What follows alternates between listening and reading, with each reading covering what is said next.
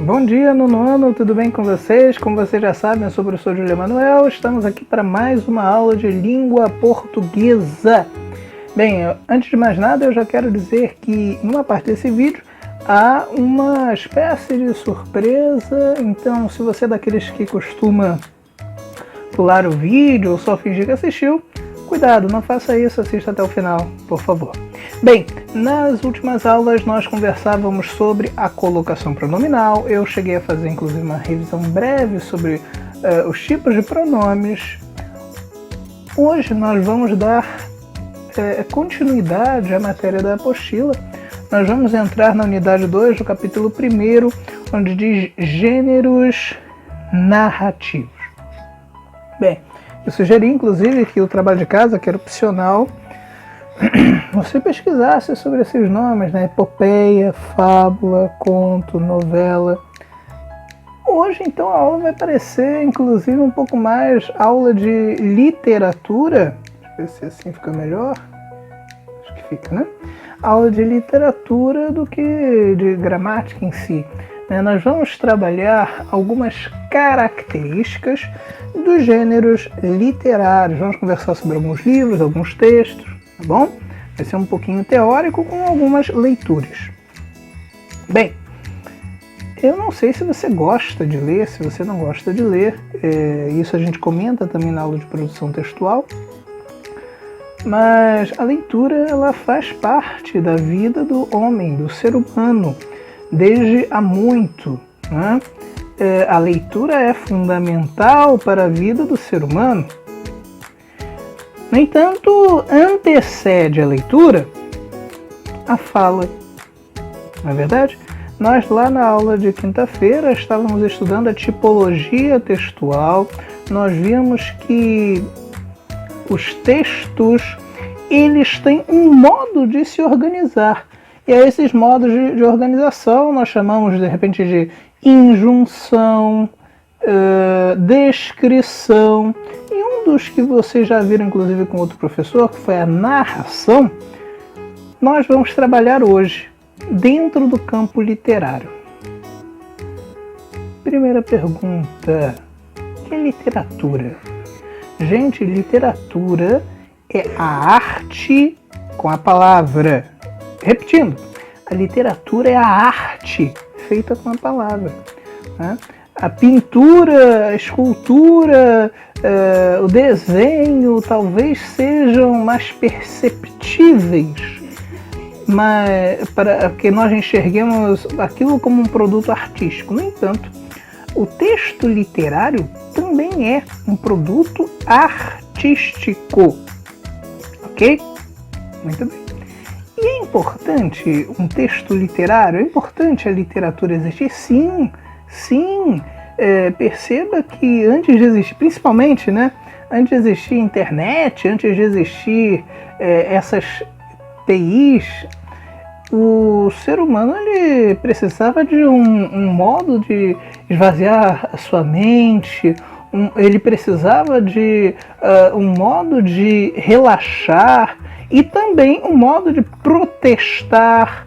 Isso tudo, principalmente quando você entrar no ensino médio, vai ficar mais claro, né? Você vai perceber que por meio da literatura as sociedades elas lutaram pelos seus direitos, elas expunham a sua cultura, ou elas eram contra aquilo que era pregado no seu tempo, tá?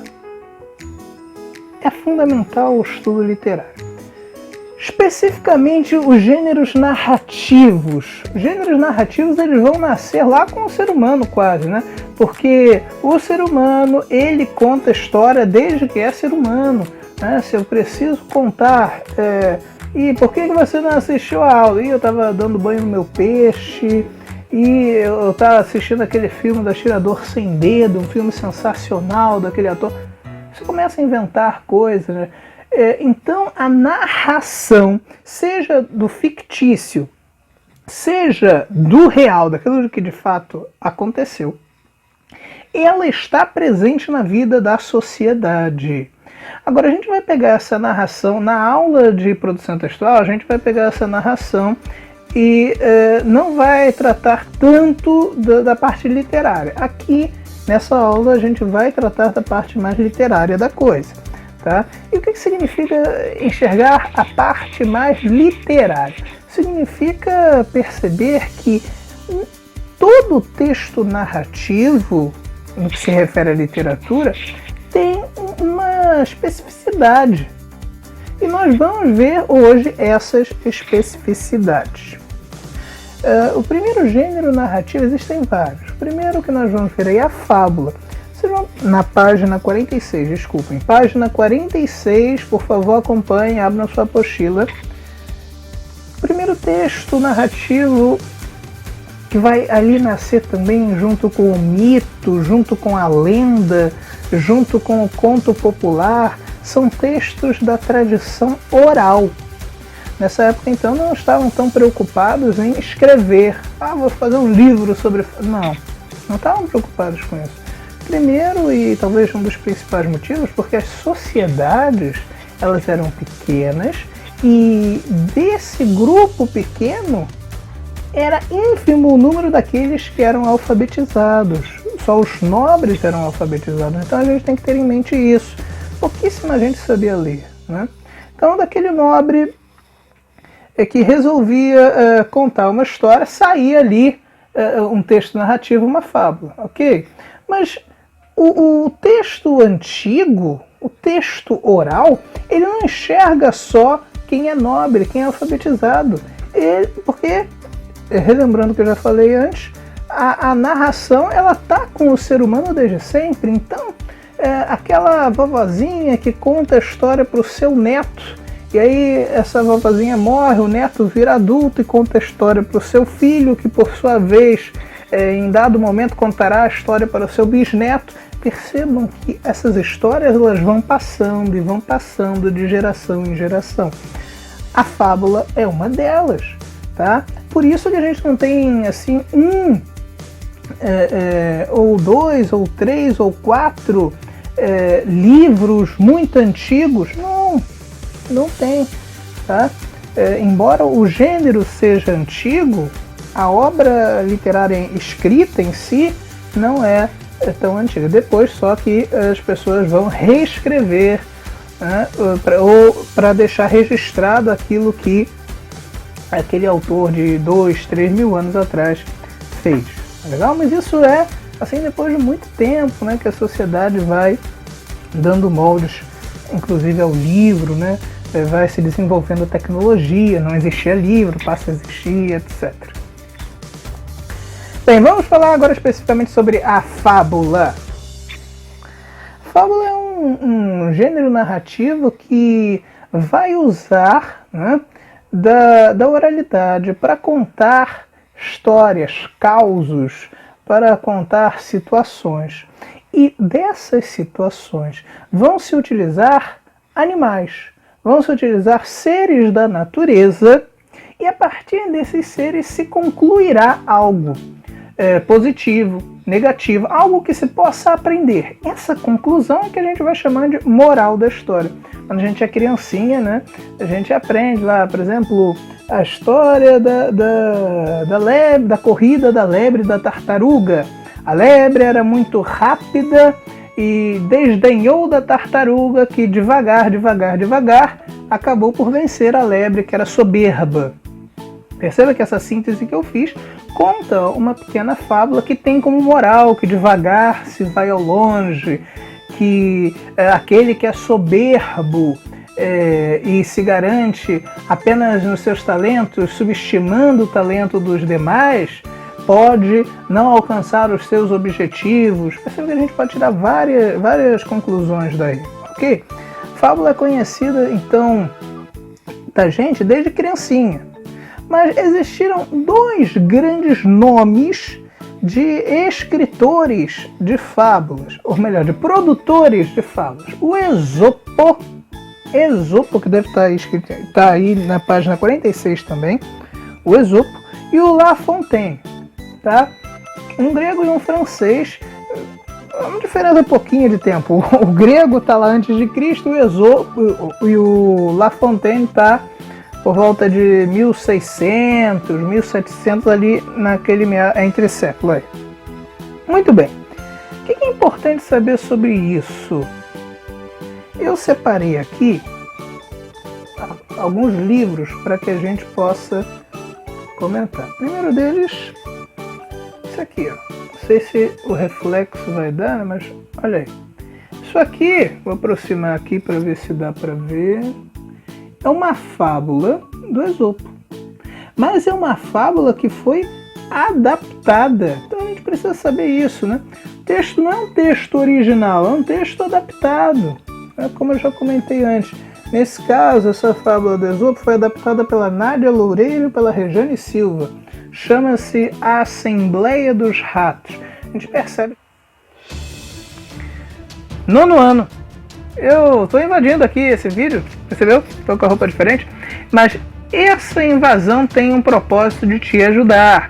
Eu sei que talvez você esteja um pouquinho desanimado, mas para te ajudar, eu já vou listar aqueles conteúdos que vão cair na sua avaliação. Eu tenho certeza que o nono ano de todas as turmas é aquela que está mais interessada em saber quais são os conteúdos para poder estudar, para poder aprender e para poder terminar bem o seu ensino fundamental e no ensino médio, quem sabe, fazer um concurso, já que você vai precisar sair da escola, de repente você entra numa escola grande, passa num concurso para uma escola militar, para um Pedro II, para um Cefet, ou vai para uma escola particular de excelência. Beleza? Acompanhe então. Os conteúdos são os seguintes. Conjunção. Sobre conjunção você precisa saber o valor semântico, ou seja, o sentido das conjunções. Tá bom? Não precisa dizer então se a conjunção é coordenativa, subordinativa, assindética não, que é oração, né? Não precisa saber se a conjunção então é subordinativa, se a conjunção é coordenativa, qual dos tipos das coordenativas, quais dos tipos das subordinativas. Você precisa saber sim o sentido que essa conjunção está expressando dentro de um determinado contexto. Condição, causa, consequência, adição, oposição, ok? Isso tudo você já estudou com outro professor. Depois, segundo conteúdo, pronomes. Bom, nesse conteúdo você precisa, então, apenas saber classificar os pronomes. Um terceiro conteúdo, e esse sim será mais cobrado por mim, porque fui eu mesmo que apliquei, será o de colocação pronominal. Você precisa saber o que é próclise, mesóclise, ênclise, quando um pronome está em próclise, quando está em mesóclise, quando está em ênclise, o porquê deles estarem nessa posição. Isso é muito importante. A maioria da prova será baseada nesse conteúdo específico. Tá bom? Então, fica a dica aí. Depois, o restante do conteúdo é fábula, epopeia e novela. São os 3 gêneros literários que nós vamos trabalhar até a última aula antes das semanas de prova. Tudo bem? Então, eu espero que você estude. Se você tiver dúvidas, posta no comentário do YouTube, posta no grupo, posta na plataforma. Eu estou aqui para te ajudar. Tá legal? Continua agora aí assistindo a esse vídeo e preste atenção na aula. A gente percebe que é um texto bem voltado para criança mesmo, mas que a partir dele, ó, tem as imagens bem bonitinhas, vou ficar passando aqui. A partir dele, a gente pode trabalhar diversas coisas. Eu mesmo, em aulas para pré-vestibular, em aulas para pré-militar, para reforço escolar, eu já trabalhei com essa fábula porque ela é muito interessante, né? Ela conta, em resumo, né? Ela conta a história de um grupo de ratos que tinha um problema com um gato que sempre os atacava. Então eles resolveram, tiveram a boa ideia de colocar um guizo, um sininho no gato, para que quando o gato andasse, eles saberiam ali onde o gato estaria e aí fugiriam. Com mais pressa, fugiriam já sabendo a localização do gato. Tiveram essa excelente ideia, mas ninguém quis se arriscar, ninguém quis colocar em prática, né? Então chega-se à conclusão de que ideias boas, vou até ler aqui, né, o finalzinho, né? Moral da história: de ideias brilhantes o mundo está cheio, difícil é executá-las, né? Livro brilhante, pequenininho, curtinho, com umas 10 páginas, né? É muito legal esse livrinho. A gente tem fábula em forma de livro infantil, a gente tem fábula em forma de música, em forma de poema. Na apostila de vocês têm a Fábula da Cigarra e a Formiga, do La Fontaine, traduzido pelo Bocage, que é um português do Barroco. A Cigarra e a Formiga também é uma história muito conhecida por todo mundo, né?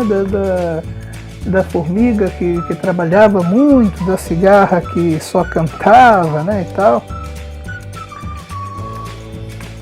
Depois, deixa eu tirar que tem um monte de livro aqui.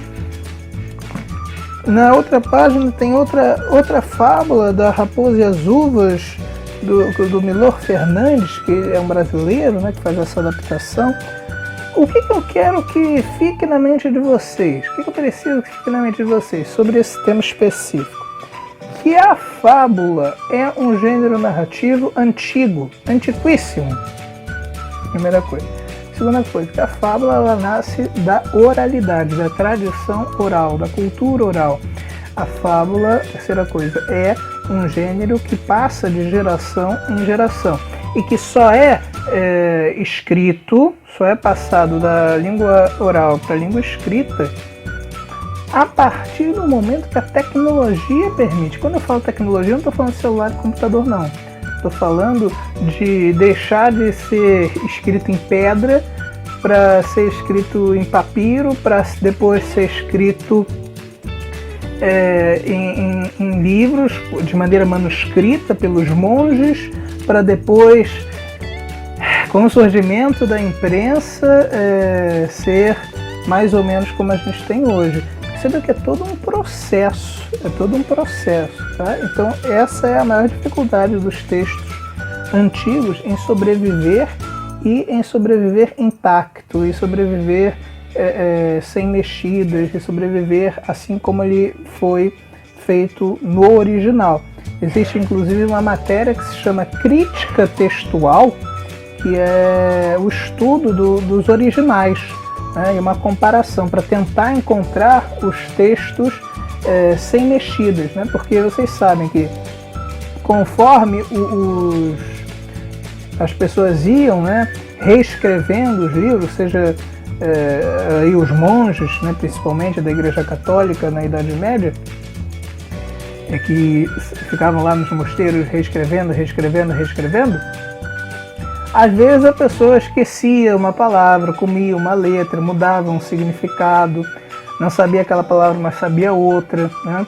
A gente tem a questão também das traduções, que existe inclusive um ditado que todo tradutor é um traidor, né? Essas fábulas elas vêm de línguas também, do uso da língua antigo, né? O grego que se fala hoje na Grécia não é o mesmo grego que o Esopo produziu, por exemplo, né? As fábulas. Bem, falei muito, mas o que eu quero que fique é isso. Então, moral da história, já falei. Personagens animais, já falei. Que é um texto antigo e oral, já falei. Acho que já falei tudo que eu queria.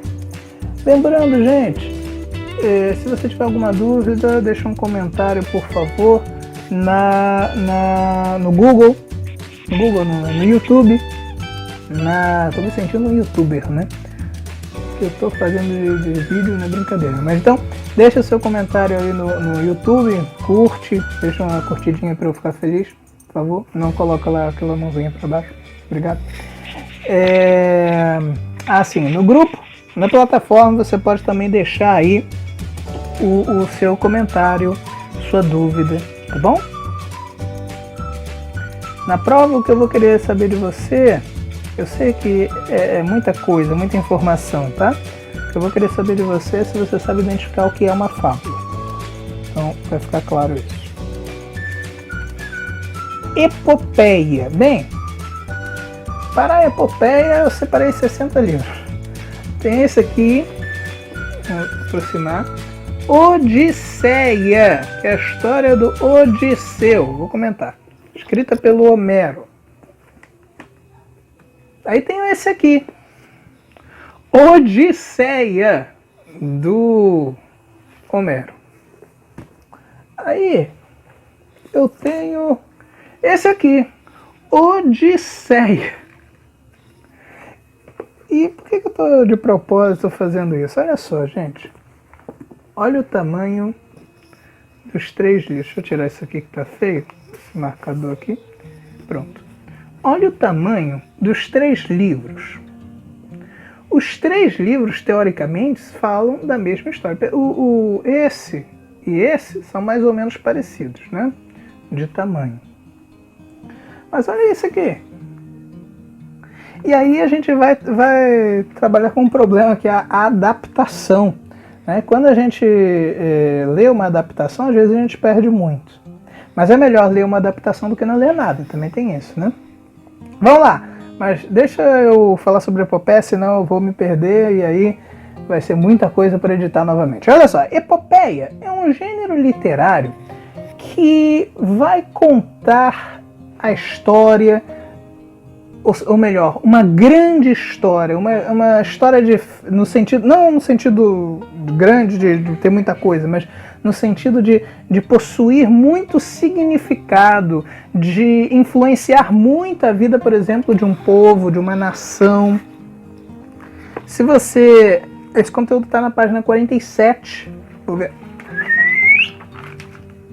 48, tá bom? Esses termos técnicos da página 48 eu não vou cobrar de vocês, tá? Não vou cobrar de vocês. Mas vou comentar, porque a aula é sobre epopeia também. Então, temos aí uma parte inicial, que pode ser chamada de proêmio, né? Proposição ou exórdio, que trata-se mesmo do início, da apresentação. Então, o narrador, ou o herói, ou alguém vai falar sobre o tema daquela epopeia. A mais antiga não, mas a mais conhecida e mais importante é essa. Odisseia. Essa aqui. Ilíada, também é do Homero. São textos gregos, que tratam, você já deve ter escutado falar, né? Na Odisseia trata da história do Odisseu. Ele é o grande herói. Né? Aí a gente está falando no proêmio, na proposição, dessa apresentação, né? do que acontece, de qual é o tema. Né? Na Odisseia, o Odisseu vai travar uma batalha contra tudo e contra todos para voltar para sua terra, para voltar para sua amada. Ele vai lutar literalmente contra todo tipo de ser e vai vencer. Né? A gente vai ver também, se eu não me engano, na Ilíada, a questão da guerra de Troia. Você já deve ter escutado falar, por exemplo, na expressão do calcanhar de Aquiles. Né? Tem um filme, inclusive, que é a adaptação do livro também. Então, vou voltar para a epopeia aqui, ó, para as partes, né?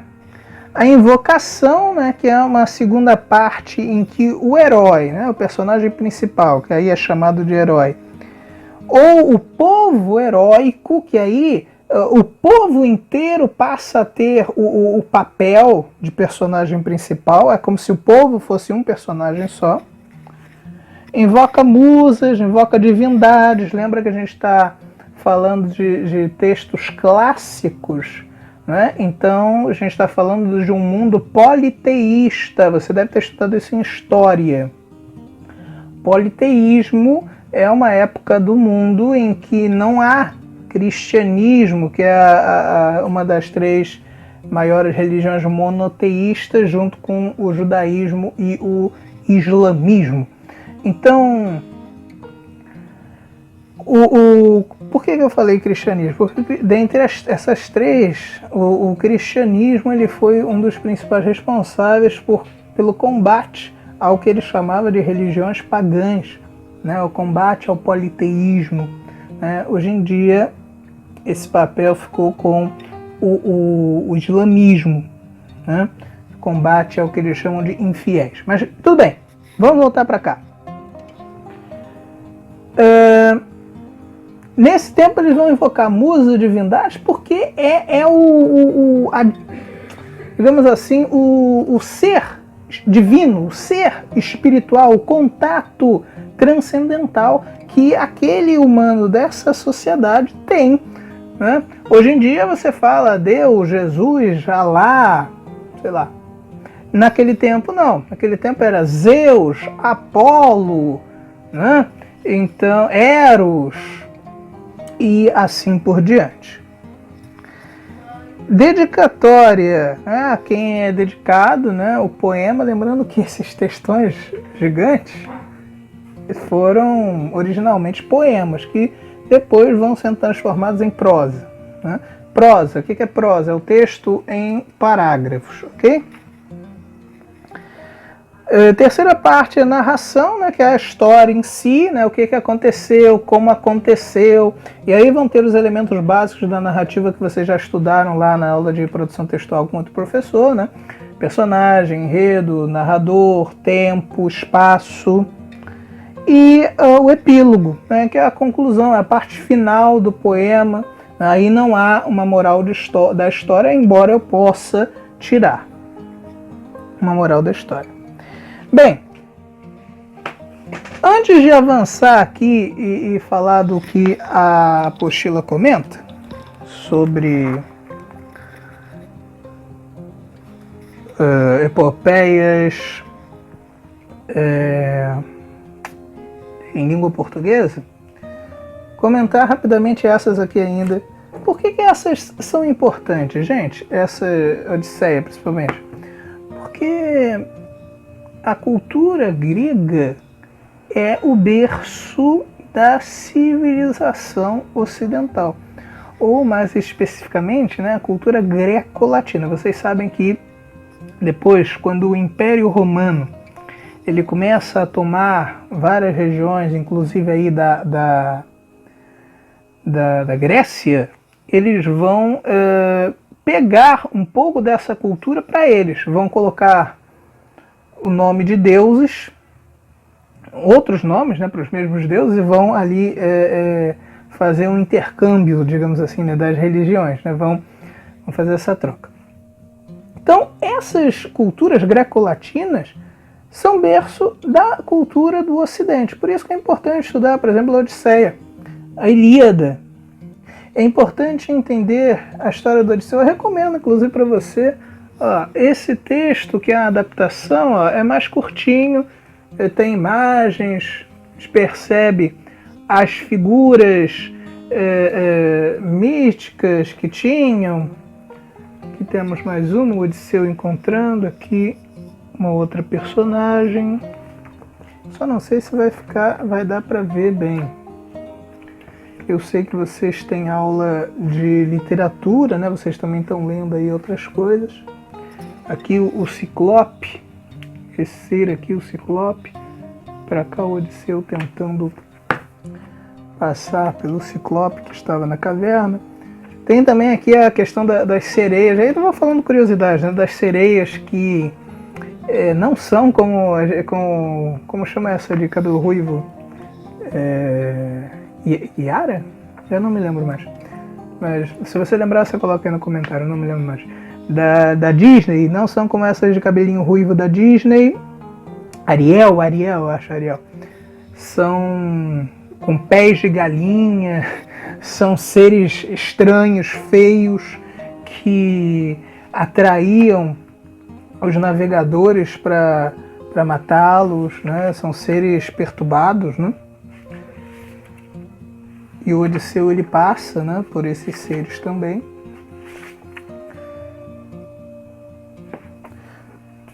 Bem, acho que tá bom. Não vou comentar muito mais, senão o vídeo vai ter às 3 horas. Eu vou ficar falando, né? E acho que vocês vão se perder e eu também vou me perder um pouco, né? Muito bem. Dando continuidade à nossa saga aqui. Inclusive saga, né? Uma palavra que está mais na moda hoje do que epopeia, né?